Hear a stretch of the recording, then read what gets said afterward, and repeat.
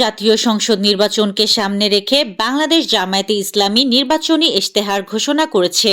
বুধবার সন্ধ্যায় ঘোষিত ইশতেহার সরকার গঠন করলে ২৬টি বিষয়কে অগ্রাধিকার দিয়ে কাজ করবে বলে জানিয়েছে দলটি। রাষ্ট্র পরিচালনায় যুবকদের প্রাধান্য, নারীর নিরাপত্তা নিশ্চিত, প্রযুক্তি নির্ভর সমাজ গঠন, জুলাই সনদ বাস্তবায়ন ও ফ্যাসিবাদ ব্যবস্থার বিলোপ সহ ২৬টি বিষয় প্রাধান্য পেয়েছে জামায়াতের নির্বাচনী ইশতেহারে। অগ্রাধিকার পাবে ২৬ বিষয়। মাদারীপুর ১ আসনে বিএনপির প্রার্থী নাদিরা আক্তারের উঠোন বৈঠকে উপস্থিত হয়েছেন দীর্ঘদিন পলাতক থাকা, কার্যক্রম নিষিদ্ধ আওয়ামী লীগের আলোচিত অন্তত ২০ জন নেতাকর্মী। বিএনপির প্রার্থীকে বিজয়ী করতে তারা এই উঠোন বৈঠকে হাজির হয়ে দিয়েছেন বক্তব্য। জয় বাংলা, জয় বঙ্গবন্ধু স্লোগান দিয়ে চেয়েছেন ধানের শীষে ভোটও। জাতীয় সংসদ নির্বাচনের আগে সামাজিক যোগাযোগ মাধ্যমে রাজনৈতিক নেতাদের নামে যেমন ভুয়া বক্তব্য ছড়ানো হচ্ছে, তেমনি খণ্ডিত বক্তব্য প্রচার করে বিভ্রান্তিও তৈরি করা হচ্ছে। বিএনপির চেয়ারম্যান তারেক রহমান এবং জামায়াতে ইসলামীর আমির শফিকুর রহমান দুজনই এমন অপতথ্যের শিকার হচ্ছেন। সম্প্রতি ফেসবুকে ছড়ানো একটি ফটোকার্ডে দাবি করা হয়, তারেক রহমান বলেছেন, বিএনপি দুর্নীতি করলেও দেশের উন্নয়ন করার পরে দুর্নীতি করেছে। আওয়ামী লীগ উন্নয়ন ছাড়াই শুধু দুর্নীতি করে গেছে। একাধিক ফেসবুক পেজ ও গ্রুপ থেকে এই কার্ড ছড়ায়।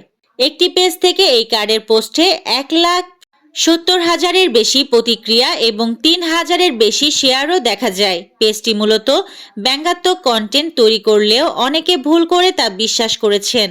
জামায়াতে ইসলামীর আমির ডাক্তার শফিকুর রহমানের এক্স অ্যাকাউন্ট হ্যাকের ঘটনায় আটক বঙ্গভবনের সরকারি প্রোগ্রামার মোহাম্মদ সরোয়ার আলমকে জিজ্ঞাসা অব্যাহত রয়েছে। বুধবার ৪ জানুয়ারি ঢাকা মহানগর পুলিশের অতিরিক্ত কমিশনার শফিকুল ইসলাম এ তথ্য জানান। যুক্তরাষ্ট্রের কুখ্যাত যৌন নিপীড়ক জেফ্রি এপস্টাইন সংক্রান্ত নথিতে সাবেক স্বামী বিল গেটসের নাম থাকা নিয়ে প্রতিক্রিয়া জানিয়েছে ধনকুবের ও সমাজসেবী মেলিন্ডা ফ্রেঞ্চ গেটস। তিনি বলেন, এ ঘটনায় সাবেক স্বামী বিল গেটসের সঙ্গে তার বিবাহিত জীবনে কাটানো যন্ত্রণাদায়ক সময়ের কথা মনে পড়ে যাচ্ছে। এবার খেলায় ঘুরিয়ে দিলেন মমতা। এসআইআর মামলার দিদির সুপ্রিম সওয়ালের পরে টকবক করে ফুটছে ভোটমুখী তৃণমূল।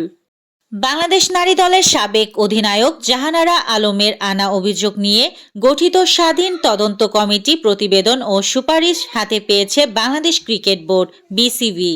১.৫ বছর ধরে সাকিব আল হাসান নেই জাতীয় দলে।